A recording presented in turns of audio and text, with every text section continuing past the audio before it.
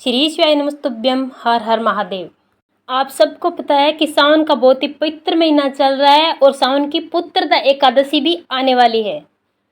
पूरे साल में पुत्रदा एकादशी 2 बार आती है। एक श्रावण के महीने में आती है और दूसरी पोषादी क्रम में आती है। ये एकादशी संतान की वृद्धि करने वाली है, पुत्र प्राप्ति के लिए होती है। सावन महीने की पुत्रदा एकादशी आपके जीवन में संतान की कमी को दूर करने वाली है। जब जीवन में रोग, दुख, दरिद्रता और कर्ज बढ़ रहा हो, जब घर में पुत्र रत्न की प्राप्ति नहीं हो रही हो, आपने सब कुछ कर लिया, बहुत व्रत और उपवास कर लिए, सारे उपाय कर लिए, अगर आपको कोई भी फल नहीं मिला तो पुत्रदा एकादशी के दिन इस उपाय को करके पुत्र रत्न की प्राप्ति जरूर करें। ये एकादशी संतान प्राप्ति और पुत्र प्राप्ति के लिए बहुत ही विशेष और महत्वपूर्ण होती है। इस बार एकादशी की शुरुआत 16 अगस्त 2024 शुक्रवार के दिन है। इसकी शुरुआत 15 अगस्त सुबह 10:26 से होगी और इसका समापन 16 अगस्त सुबह 9:39 पर होगा। व्रत का पारण का शुभ मुहूर्त होगा 17 अगस्त सुबह 5:51 से 8:05 तक रहेगा। तो उदया तिथि के अनुसार 16 अगस्त को व्रत रखा जाएगा और सारे उपाय भी 16 अगस्त को ही किए जाएंगे। अगर आप व्रत करते हैं तो भी आप उपाय कर सकते हैं और अगर आप किसी कारणवश व्रत नहीं कर पाते हैं तो भी आप उपाय करके व्रत का पूर्ण फल प्राप्त कर सकते हैं। तो आप इस उपाय को जरूर करें। उपाय बहुत ही चमत्कारी है। इससे आपके जीवन में पुत्र और संतान की प्राप्ति जरूर होगी। पूज्य गुरुजी पंडित प्रदीप जी मिश्रा की कथा से सुन करके, समझ करके आपको समझाने का पूरा प्रयास करूंगा। परंतु उससे पहले अगर आप भी महादेव के सच्चे भक्त हैं, महादेव की कृपा प्राप्त करना चाहते हैं तो चैनल को सब्सक्राइब करके कमेंट बॉक्स में हर हर महादेव जरूर लिखें। वीडियो को शेयर करना ना भूलें। आज की वीडियो में हम 2 महा उपाय और विशेष उपाय के बारे में बात करेंगे। चलिए बात करते हैं सबसे पहले उपाय की। ये उपाय है संतान प्राप्ति के लिए और पुत्र प्राप्ति के लिए। अगर आपको कोई भी संतान नहीं है तो आप ये उपाय कर सकते हैं और अगर आपको संतान है, आप पुत्र प्राप्त करना चाहते हैं तो आप इस उपाय को कर सकते हैं। इस उपाय के लिए आपको सबसे पहले लेना है 2 बेलपत्र। ध्यान रखना, बेलपत्र कहीं से भी खंडित और टूटी फूटी नहीं होनी चाहिए और इस बेलपत्र पर आपको कुछ भी नहीं लिखना है, बिल्कुल साफ बेलपत्र रखनी है। और अगर आपके पास बेलपत्र नहीं है तो आप शिव मंदिर में जाकर शिवलिंग पर चढ़ी हुई बेलपत्र को धोकर वापस से काम में ले सकते हैं। अब आपको लेनी है 2 कटोरी। एक कटोरी में आपको खीर रखनी है और एक कटोरी में आपको घी रखना है। कटोरी आप कोई भी ले सकते हैं, स्टील की ले सकते हैं, कागज, प्लास्टिक, जो भी आपको उपलब्ध होती है वो कटोरी आप लें। एक बात का विशेष ध्यान रखें, जो आप घी लेंगे वो घी आपको गौ माता का लेना है और इसी के साथ जो दूध से आप खीर बनाएंगे वो खीर भी आपको गौ माता के दूध की ही बनानी है। और एकादशी का दिन है, इस दिन चावल नहीं खाया जाता तो आप सेवैया की खीर बना सकते हैं और आप साबूदाने से खीर भी बना सकते हैं, लेकिन आपको चावल की खीर नहीं बनानी है। साबूदाने की खीर का भोग भगवान जी को भी लगाया जा सकता है और उपवास के दिन साबूदाने की खीर खाई भी जा सकती है। तो आप इस उपाय को बिल्कुल नियम के साथ करें, तभी आपको इसका 100% फायदा मिलेगा। और इसी के साथ आपको लेना है 1 लोटा शुद्ध जल और इस जल में आपको थोड़ा सा गंगा जल डाल लेना है। तांबे के पात्र में आपको अपने घर के मटके से जल भरना है और इसी के साथ आपको घी के 2 दीपक तैयार करने हैं और इन दीपक में भी आपको सिर्फ और सिर्फ गौ माता का घी ही डालना है। ये उपाय घर पर नहीं किया जाता, इस बात का विशेष ध्यान रखें। सिर्फ और सिर्फ इस उपाय को आप शिव मंदिर में ही कर सकते हैं, तभी आपको इस उपाय का फल मिलेगा। ये सारी सामग्री लेकर आपको पहुंच जाना है एकादशी के दिन 16 अगस्त शुक्रवार के दिन भगवान शिव के मंदिर में शिवलिंग के पास।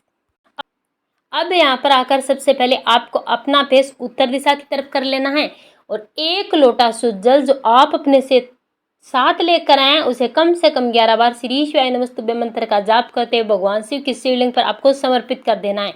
इसके बाद पहला गोल बाती का दीपक जो गाय माता का घी डालकर आप तैयार करके लेकर आए हैं उसे महादेव की शिवलिंग के सामने आपको प्रज्वलित कर देना है। अपनी मनोकामना करते हुए, पुत्र रत्न की प्राप्ति की मनोकामना करते हुए आप इस दीपक को प्रज्वलित करें और 5 बार महादेव की आरती आपको इसी दीपक से उतारनी है और इसे शिवलिंग के ठीक सामने आप रख दें। इसके बाद आप अपने साथ जो 2 बेलपत्र लेकर आए हैं उसे अपने सीधे हाथ में पकड़कर एक एक करके श्री शिवाय नमस्तुभ्यम मंत्र का जाप करते हुए एक बेलपत्री समर्पित करें और इसके बाद दूसरी बेलपत्री अपने हाथ में लें और श्री शिवाय नमस्तुभ्यम मंत्र का जाप करते इस बेलपत्री को महादेव की शिवलिंग पर आप समर्पित कर दीजिए और इसके बाद आपको महादेव से झोली पसार कर प्रार्थना करनी है कि हे महादेव, मेरे घर में संतान की प्राप्ति नहीं है, मैंने सारे उपाय कर लिए, व्रत कर लिए, उपवास कर लिए, मुझे किसी भी चीज़ का कोई फायदा नहीं मिला, अब मैं तेरी शरण में आई हूँ और मुझे संतान की प्राप्ति का सुख प्रदान करे, ऐसी प्रार्थना करनी है। और अगर आपको पुत्र की प्राप्ति करनी है तो आप पुत्र प्राप्ति के लिए इसी प्रकार से प्रार्थना करें। प्रार्थना करें कि मैंने 2 बेलपत्र पुत्र प्राप्ति के लिए समर्पित की है, आप मेरी झोली खुशियों से भर दें। और इस प्रकार से अपनी मनोकामना करके जो 2 बेलपत्री आपने महादेव की शिवलिंग पर समर्पित किया, वो औषधि स्वरूप महादेव से प्रार्थना करके आपको उठा लेनी है, महादेव की आज्ञा लेकर के। इतना उपाय करने के बाद आपके पास बचता है एक दीपक। उस दीपक को आप अपनी मनोकामना करते हुए महादेव की चौखट पर वापस अपने घर आते हुए निकलते समय आप मंदिर की दाईं तरफ इस दीपक को प्रज्वलित करें और यहीं पर भी आप संतान और पुत्र प्राप्ति के लिए महादेव से प्रार्थना करें कि मैं 2 बेलपत्र लेकर जा रही हूँ, मेरी ये काम सिद्ध हो जाए। इतना उपाय आपको करना है और ये सब करके आपको 2 बेलपत्र उठाकर अपने घर चले आना है। 2 बेलपत्र में से एक बेलपत्र आपको शिवलिंग मंदिर की चौखट पर, वहीं पर आपको अपनी मनोकामना करते हुए पुत्र और संतान प्राप्ति के लिए प्रार्थना करते हुए चबा चबा कर धीरे धीरे इस बेलपत्री को आपको औषधि के रूप में खा लेना और एक बेलपत्री लेकर आपको अपने घर चले आना है। दूसरी बेलपत्री श्री शिवाय नमस्तुभ्यं मंत्र का जाप करते हुए अपनी मनोकामना करते हुए आपको अपने पति को खिला देना है। उनसे भी आपको कहना है कि श्री शिवाय नमस्तुभ्यं मंत्र का जाप करिए और अपनी मनोकामना करिए पुत्र प्राप्ति के लिए, और ये बेलपत्री आप धीरे धीरे चबाकर खा लें। बस आपको इतना सा उपाय करना है। ये उपाय आप कीजिए, उसके बाद आप देखिए कि आपको पुत्र की प्राप्ति कैसे होती है, कैसे आपको संतान का सुख मिलता है। सारे उपाय करने के बाद भी अगर आपको कोई रास्ता ना दिखे तो आपके पास पुत्रदा एकादशी का बहुत ही विशेष दिन है। इस दिन आपको चूकना नहीं है। इस उपाय को करने से संतान और पुत्र की प्राप्ति होती है। आपके घर के कर्ज, रोग, दुख, कष्ट सब दूर होते हैं। इससे आपके घर में खुशियां आती है और महादेव आपकी झोली भर देते हैं। आप इस उपाय को जरूर करें। चलिए अब हम बात करते हैं पूज्य गुरु जी द्वारा बताए गए दूसरे उपाय की। इस उपाय के लिए आपको लेना है 1 लोटा शुद्ध जल और इसी के साथ आपको लेना है 1 श्रीफल, श्रीफल यानी कि 1 नारियल, और साथ में लेना है मूली का धागा। आपको सबसे पहले इस श्रीफल पर अपनी मनोकामना करते हुए 7 बार मूली का धागा लपेट देना है। संतान की प्राप्ति के लिए, पुत्र की प्राप्ति के लिए आप अपनी मनोकामना करें, या फिर धन की प्राप्ति के लिए आप उपाय कर रहे हैं तो मनोकामना करें, रोग मुक्ति के लिए, कर्ज मुक्ति के लिए, जैसी भी आपकी मनोकामना है वो मनोकामना करते हुए आप इस श्रीफल पर 7 बार मूली का धागा लपेटें। और जिस व्यक्ति के लिए आप ये उपाय कर रहे हैं, अगर आप किसी व्यक्ति के लिए उपाय कर रहे हैं संतान प्राप्ति के लिए, पुत्र प्राप्ति के लिए, या फिर धन की प्राप्ति के लिए, या फिर कर्ज मुक्ति के लिए, या फिर रोग मुक्ति के लिए, उस व्यक्ति का नाम और गोत्र बोलकर उस व्यक्ति के ऊपर से आपको 21 बार घड़ी की दिशा में उतार लेना है।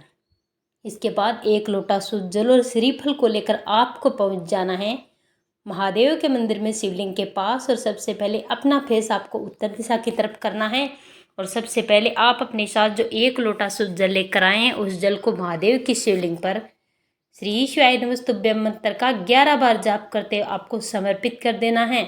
इसके बाद जो श्रीफल आप अपने साथ लेकर आए हैं उसे महादेव की शिवलिंग पर कहीं पर भी जहां आप समर्पित कर सकें, जहां पर वो नारियल ठहर सके, वहां पर आपको अपनी मनोकामना करते हुए समर्पित कर देना है और झोली पसार कर अपनी मनोकामना करनी है।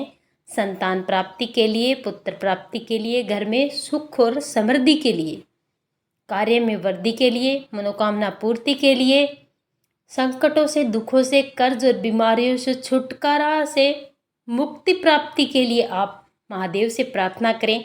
मात्र और मात्र आपको इतना उपाय करना है। पूज्य गुरु जी कहते हैं कि जो भी व्यक्ति इस उपाय को करता है और 1 श्रीफल महादेव की शिवलिंग पर अपनी मनोकामना को करके अपना नाम और गोत्र बोल के जो समर्पित कर देता है, महादेव उसकी सारी मनोकामनाएं पूरी जरूर करता है। आज की वीडियो में हमने आपको 2 महाउपाय बताए। दोनों उपाय बहुत ही सरल है और आपके लिए बहुत ही शुभकारी भी है। अगर आप इस दिन इस उपाय को करते हैं तो आपकी मनोकामना पूरी जरूर होते हैं। आप पुत्र प्राप्ति के लिए, संतान की प्राप्ति के लिए इस उपाय को जरूर करें, आपको फायदा अवश्य ही मिलेगा। हर हर महादेव।